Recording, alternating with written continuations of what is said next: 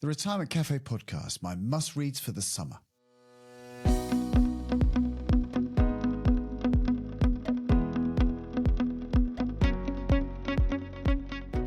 Hello, and welcome to another episode of the Retirement Cafe podcast with me, your host, Justin King. If you're thinking about your retirement or already retired, you're in the right place.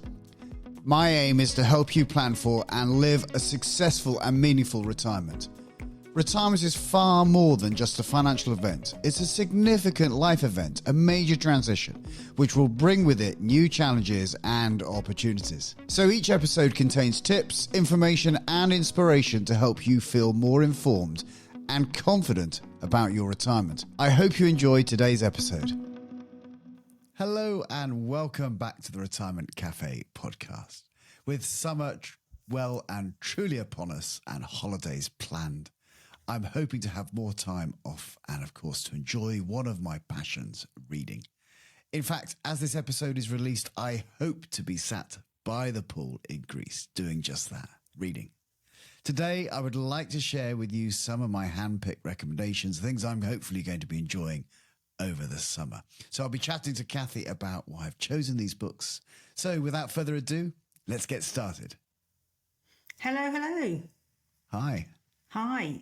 So maybe we could start, Justin, you could just start by explaining about your love of reading. I mean, you're an avid reader, aren't you? You don't seem to be able to get enough books. So where does that come from? Restricted amount of television, I think, as a child.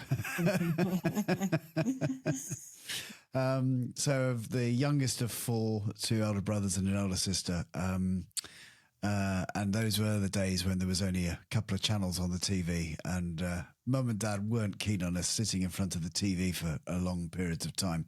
There was plenty of books in the house, but I loved to read, and my sister kindly gave me her library card so I could get out more than the 4 eligible books a week that I was allowed from the local library, so I could get 8 books out a week.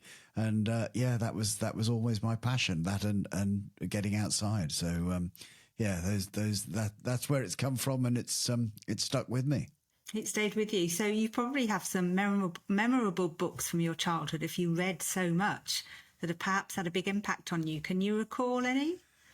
Well, yeah. I mean, I really did. When we were reading to our girls, I really did actually remember some of the stuff that I read of my sister's books, Mallory Towers and things like that. When I'd run out of Biggles, at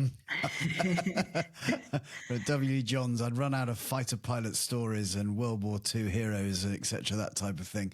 I've mentioned before, I think, Douglas Bader, Reach for the Sky, a book written by Paul Brickhill, was just amazing about this RAF fighter pilot in World War II who had lost his legs in an aerobatics accident and got back into the Air Force with tin legs and became a World War II fighter ace.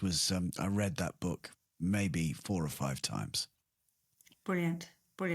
And so, what do books mean to you? Do they have some kind of deeper meaning? Do they represent something else?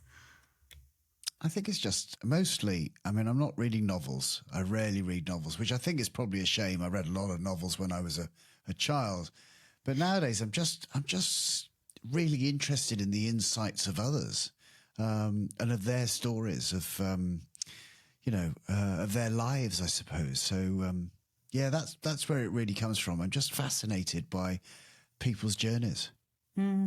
And a continual passion for learning, I think it's fair to say. Throw that one in.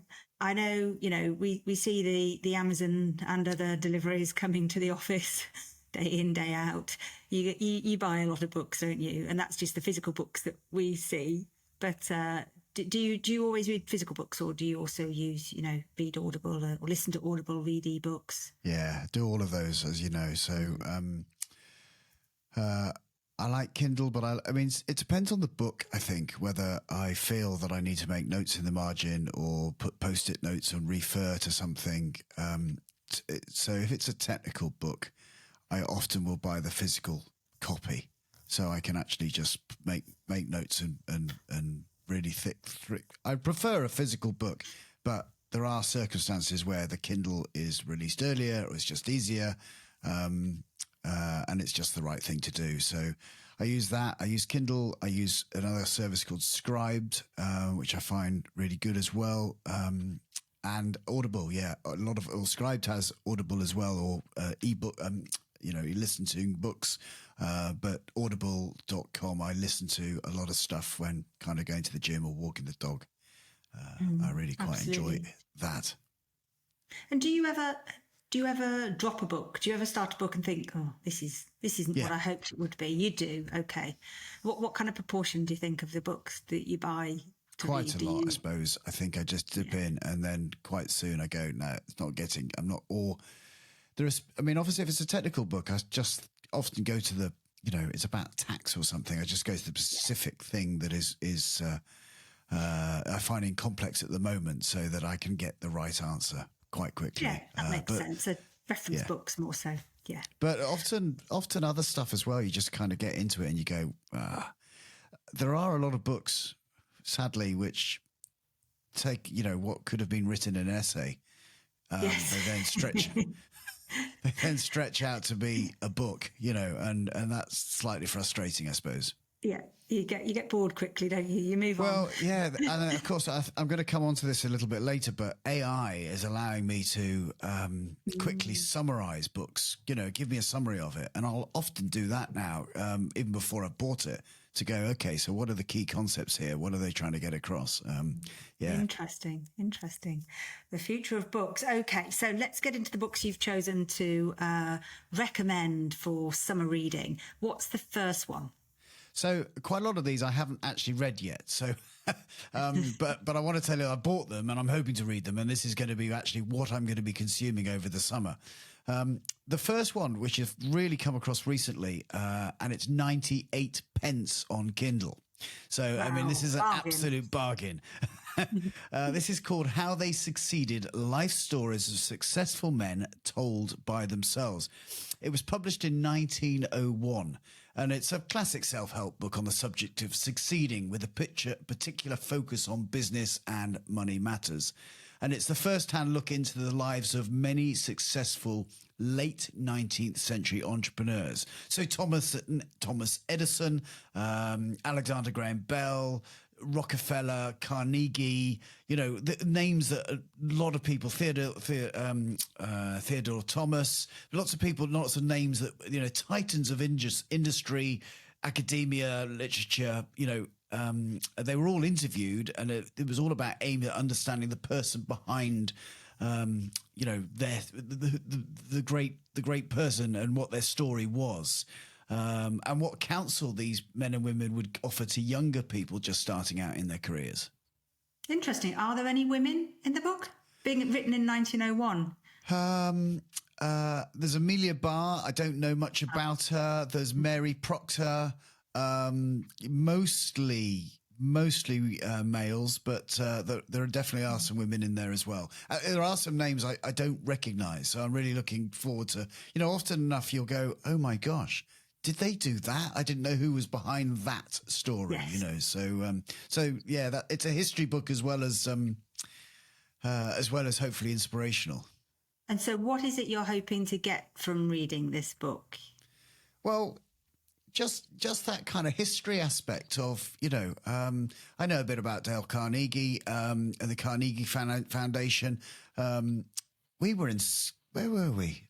I've got a feeling we were in the northeast of the country. Anyway, I digress. But, the Carnegie Building in the UK, great industrialists, great American industrialists. So, just understanding about their insights. And as I say, for 98 pence, I couldn't resist.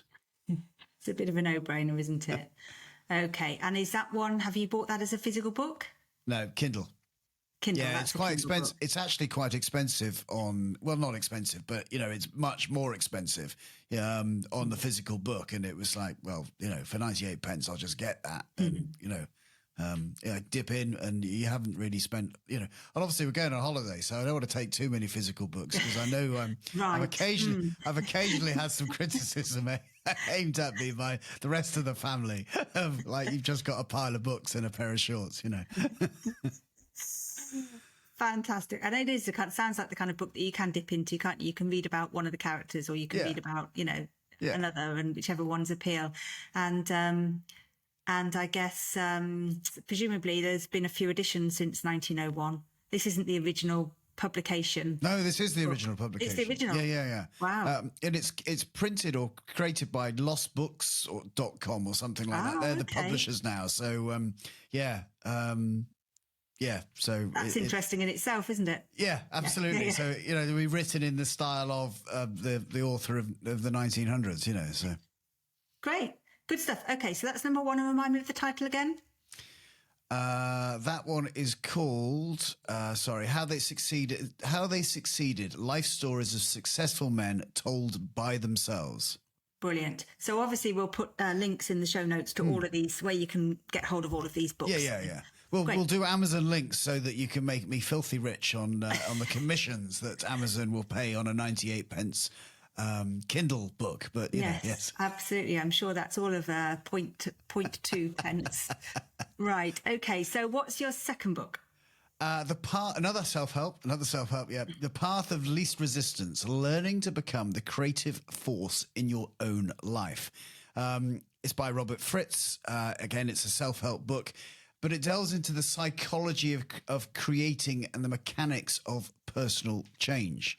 Now, I find this fascinating. We do this life planning work, helping people, dream what they want to really achieve, what's really within their hearts. And I'm just always fascinated about other people's perspectives of how they can help people get to that point of, what is truly important to you, and then the strategies to come into play. And it's been recommended to me, and it looks, again, absolutely fascinating. Great reviews. As there are a lot of books in this kind of genre, aren't they? There's a real, I think if you probably typed in self-help, but become more creative type of thing, you'd probably come up with dozens and dozens of books. What made this one stand out? Again, first of all, it's recommendation from, I'm a member of this group called The Lattice Work. It's kind of a mastermind group of people who are really interested in mental models. I've talked about that before, about great decision making. It's a group of us.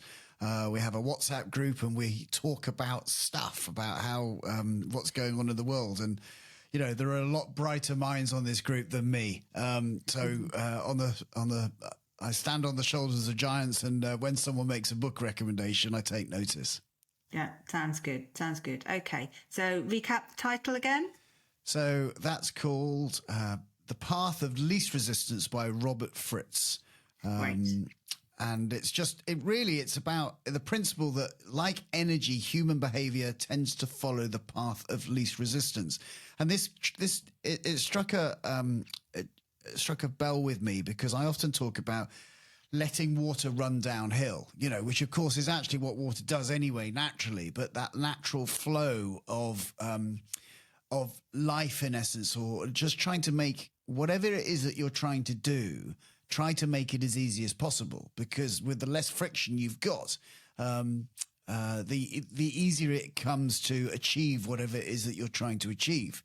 So, water running downhill, of course, you just think, well, it does that naturally. But of course, it comes across boulders, and it comes across kind of, the river meanders, doesn't it, trying to get down to the sea.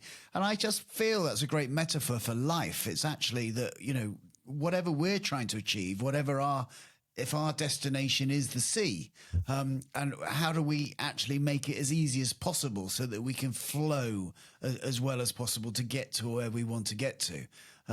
Because if we're just met with resistance all the time, that's a tough place to be. So that's the kind of one of the topics within there, and I'm like, okay, that's really interesting. Let's understand more about this. Great. And is that a physical book you've bought, or? I've got a feeling it's on Audible. Yeah, Audible. Okay, you're going to be listening to that one. Yeah, I'm going to be listening to that. Okay, Good stuff. Do you have a third recommendation for us? Yeah, so this is getting to the money side of things now. This is another recommendation from my lattice work group of friends. This is called A Man for All Markets. It's written by a guy called Edward Thorpe. Is a renowned mathematician and investor. He shares his life story from his early days as a mathematics professor to his groundbreaking work in the world of finance. He's recognized for his contributions to the field of quantitative finance and his pioneering efforts in applying mathematical and statistical principles to beat the odds in gambling and investing. So he's famous for developing strategies in blackjack and later applying his analytical skills to the financial markets. And he recounts his journey and offers insights into his methods and strategies. So yeah, that fascinates me again. I'm a very much of a believer that it's pretty difficult to beat the markets. So, I'm of the school of kind of, get invested, stay invested, be diversified, etc. So I'm really fascinated by anyone who's got a different story to say and to give me a different insight, a different perspective. Are you hoping to pick up a few tips for the blackjack table? Yeah, maybe. No. I don't think I think I'll stay away from the blackjack table. Really. It's not my place. It's interesting though, isn't it? When people come at investing from a different background, they apply these different skills and knowledge and experience, and have a different take probably on that. That sounds like it's not such a dry book. No, possibly. No. If you're bringing that angle to it as well. Yeah. And is this one of those that you've bought and you'll make some notes in the margin? Definitely. Yeah, physical book for this one. Is this book by somebody that you've read previous books by? I mean, an author that you're familiar with? I think it's actually about Thorpe wrote it himself. Right. So it's a autobiography, I suppose. Yes. Yeah. Or about his philosophy. Yeah. Okay. Because I think these are all new authors, aren't they? The books you're talking about. You've talked about so far. They're not people you've read any work from before. No. Okay. Anything else you want to share? Right. Yes. So next, I definitely, and I'm sure you have been consuming Andrew Huberman, Dr. Andrew Huberman. He has a podcast. Huberman Lab. Yeah, the Huberman Lab, which I've been following now for the last couple of years, and I find him absolutely fascinating. He's a neuroscientist in the States. He's professor at the Department of Neurobiology at Stanford University School of Medicine, expert in neuroplasticity, and I highly recommend that you hook into his podcast. This is actually a video that you can watch on YouTube called "How to Change Your Brain." It's on the Rich Roll podcast, who's a sports person, and it's a 2-hour watch. Wow. But it's it's everything. Huberman talks about neuroplasticity, the state of flow in the dopamine system, studying fear, courage, resilience, how to deal with problems of motivation and focus, deep rest, optic flow, EMDR. So EMDR, something I'm quite fascinated through, is a therapy. So again, when I can find 2 hours to listen to these two guys talk, I think that will be absolutely fascinating. And it probably will be something I just listen to rather than actually watch. But just I can imagine just hooking in and listening to this conversation again. It will be quite fascinating. That's perhaps a good one to download and listen to on the plane, because you can have a little nod, can't you? You can nod off a little halfway through. And I am fortunate enough, because I am a YouTube paid subscriber. I'm allowed to download YouTube videos. So that's pretty useful for when you're on the plane and don't have internet access. Yes, absolutely. And isn't Rich Roll, hasn't he got the most listened to or downloaded podcast ever. I mean, well, I don't know about that. The Rich Roll podcast is huge, but I'm going to come on to another one a little bit later, which might even be bigger than the Rich Roll podcast. But anyway, I'm not sure. I haven't seen that. I haven't worked out who's bigger. That wasn't important enough for me to discover.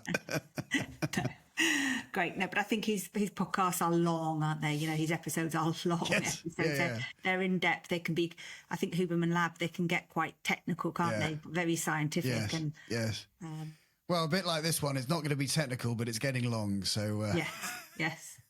Excellent. Okay. On that note, let's move on to the next. Anything else you want to share? Obviously, you've got another podcast to share. I have. So I came across, again on my little group there, I came across a guy called Walter Isaacson who'd done an interview with Elon Musk, which was absolutely, I've listened to some of it and absolutely fascinating. I'm like, well, this guy's really interesting, Walter Isaacson. And it turns out that he's written a ton of books and well-renowned, basically, biographies. So he's written one on Steve Jobs, again, Steve Jobs of Apple fame, drawn for 3 years of exclusive and unprecedented interviews with Jobs and Jobs' family and key colleagues from Apple. It's a biography of Steve Jobs, and I'm fascinated by people like Steve Jobs. Kind of like, how did your creative brain achieve what you did in the lifetime that you had? So that's a download on Audible. Then, of course, classically, I went, oh, look, he's done one on Leonardo da Vinci as well. Again, Walter Isaacson, again, highly renowned. It's based on thousands of pages from Leonardo's astonishing notebooks and about his life and work. Again, it's about observing the genius of the man, the painter, the scientist. So again, I'm thinking that could be quite fascinating to listen to. And what do you find fascinating about that? Well, I mean, the guy had such an amazing creativity, I suppose. It's, again, Steve Jobs is possibly the same. And I don't know as yet. I'm just absolutely curious about people's minds like that. This, can flip from the arts to science in a whisker. That's my perception. Whether that's the truth, I'll obviously be more informed once I've listened to the book.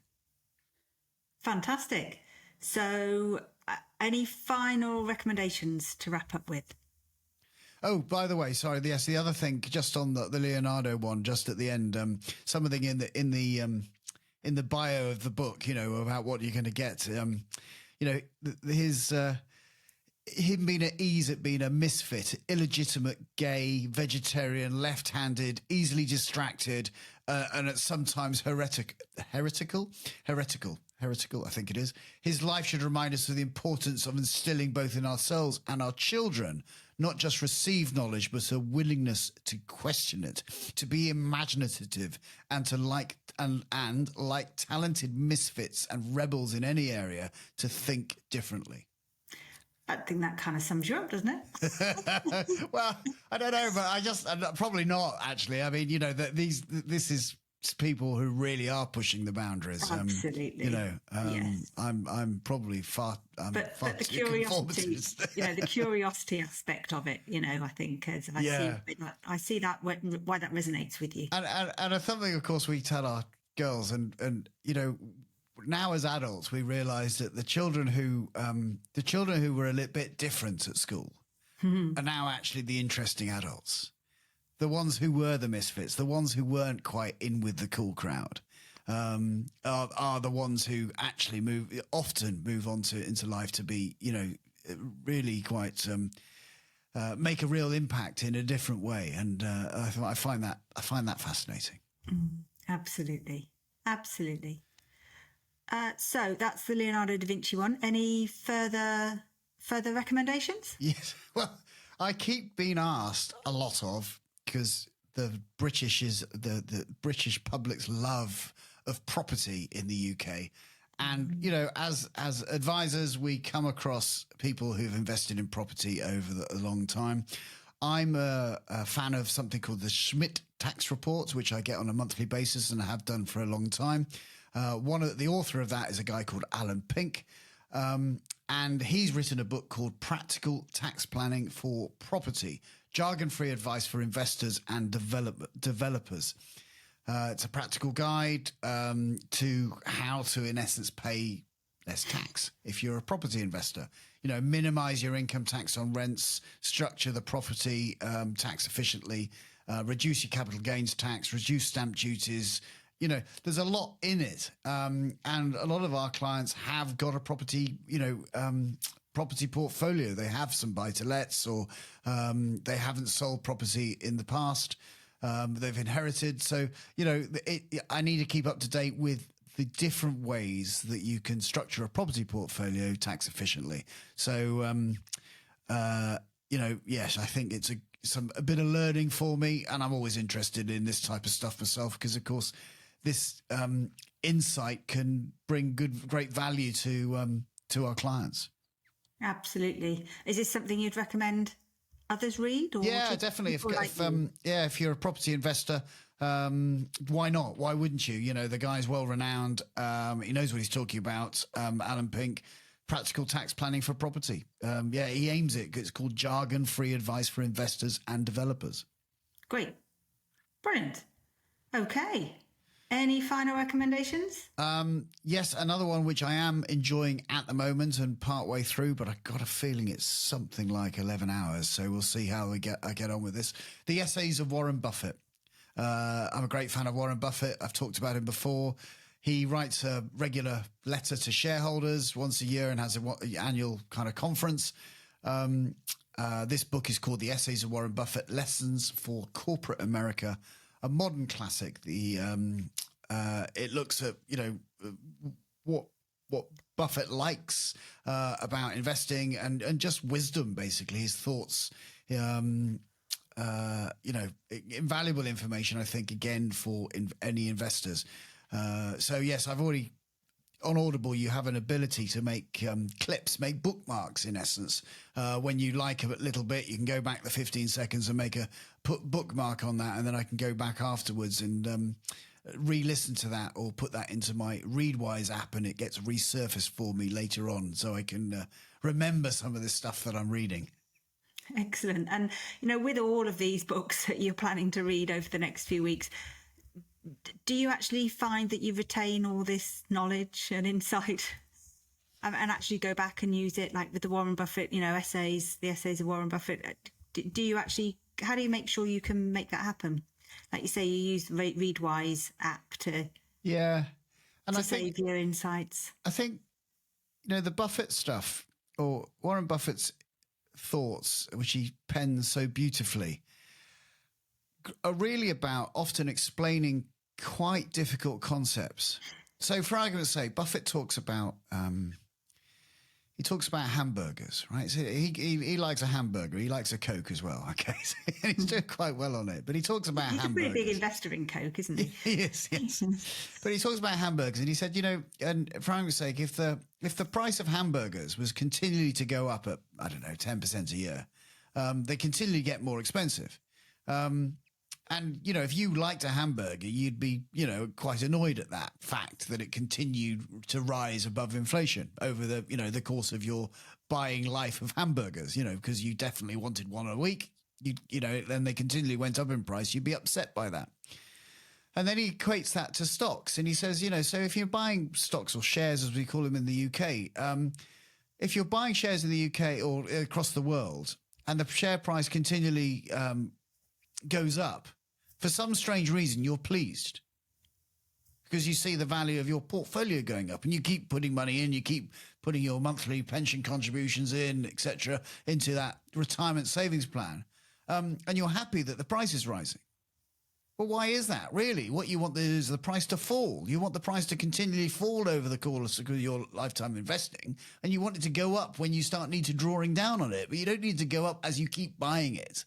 And he just points it out at these kind of really easy to understand kind of ways that, that you're upset at buying higher prices on your hamburgers, but you're not upset about paying higher prices on your stocks. Interesting way of looking at it. It is, and I love this because, of course, I can use these types of analogies in my conversations with clients to try and explain what's really going on. That actually, over the course of your lifetime, you don't want, even though it's very nice to log into your portfolio and see it's gone up by 10%, unless you're drawing down on it. Actually, you want to be buying when the prices are low and selling when your prices are expensive. And the prices will be generally, always have historically been, more expensive 10, 15, 20 years out, which is why you need to be a long-term investor. So he has some great analogies about why corporate investors or investors in the US, and I think it works straight as well for the UK investor, how we're psychologically flawed in how we trade the markets. Great. I'm sure you'll share some more stories from Warren Buffett's essays over the summer. Anything else you want to share with us? A podcast. A really, really big podcast in the UK, which is called The Diary of the CEO. And many of our listeners, I'm sure, will have already heard this, but this is a guy called Stephen Bartlett. He's an entrepreneur, he's a speaker, he's an investor, author, and the number one UK podcast is A Diary of the CEO. You know, I think it's just outstripping the Retirement Cafe podcast. By millions a week. But he's got one episode that I'm going to provide a link to, which is with the Egyptian entrepreneur and writer Mo Gawdat. Hopefully I pronounced that correctly. And this podcast is important because he's ex-Google and has been part of the artificial intelligence revolution. And he has a really, really candid conversation with Stephen Bartlett about AI and what why he's terrified of the future. I think it's really fascinating and it's well worth a listen if this is all passing you by a little bit and you're not really sure what AI is and how it's going to affect the future. I can really, really suggest you listen to it and hopefully don't become too terrified. Yes, hopefully there's a balanced conclusion at the end of the podcast. Have you listened to it all the way through as yet? I have. Yeah. Okay. Clearly it doesn't have a balanced conclusion at the end. You leave feeling terrified, do you? Well, there are it's significant change, and as with all significant change, human beings are frightened of it. You know, we try and maintain a kind of status quo, but the reality is, we're hurtling through the universe and the life continually changes, and this is another massive change. I do liken it to the internet revolution. We're old enough to know a life before Google and the internet, what significant change the internet has been to our lives, and I think AI is going to be massive, significantly change, and therefore you've got to harness it and you've got to understand it and you've got to realize what is it that you can be used for and what good it could be used for. But yeah, human beings are flawed individuals and we've all got different agendas. So that's the scary stuff, is that actually, do we know what the agendas of some people will be with AI? Yeah, absolutely. I'm sure it's not all rosy, is it? No. Fantastic. Okay. Anything else you want to share with us? No, I think that's probably cover a couple of summers. Probably cover a couple of weeks for you. And hopefully I will actually have some conversation with you and my family this summer holiday. maybe a little. Well, with how early you get up, you get a good couple of hours in reading, don't you, before, anyone else surfaces. So you'll be fine. Absolutely. Great. Well, thank you for that. No problem. Well, again, thanks everyone out there. Hopefully you have a wonderful summer. Thanks again for listening to my recommendations. Oh, as I say, as Kathy and I said, we'll put all those links in the show notes. And let me know what you think, whether you enjoy some of those episodes, some of those books, whether you prefer Audible, whether you prefer Kindle or the physical book. Obviously, and if there's something that I've missed or should listen to or read, please send out a recommendation to me. You can find me at hello@theretirementcafe.co.uk. Of course, if you've enjoyed the episode, please do leave us a review on Apple Podcasts. It helps more people like you find us. And for more interviews and retirement planning videos, you might want to check out my YouTube channel. Just search for Justin_King. Of course, we can put a link in the show notes for you as well. So until next time, I'm Justin King, helping you feel more informed in your retirement.